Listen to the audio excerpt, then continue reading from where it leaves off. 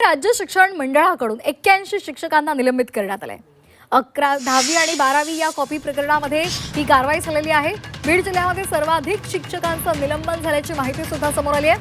राज्यामध्ये कॉपी मुक्त परीक्षेचा बोजवारा उडालेला आहे आणि याच प्रकरणामध्ये आता राज्य शिक्षण विभागानं कारवाई केलेली आहे. 81 शिक्षकांना निलंबित केले.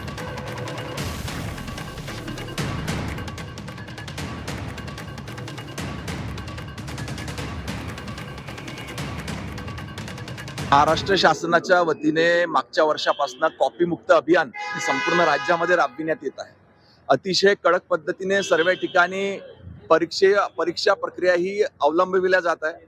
परंतु कुठेही छोटीशी जरी घटना झाली तरी त्याचा फार मोठा उहापोह त्या ठिकाणी करण्यात येतो.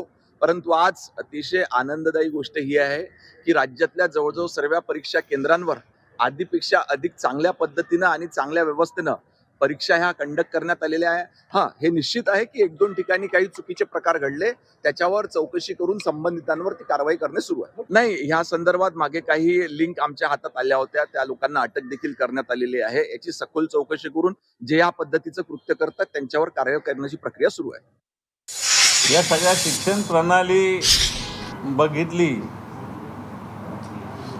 तर कीव करावीशी वाटते.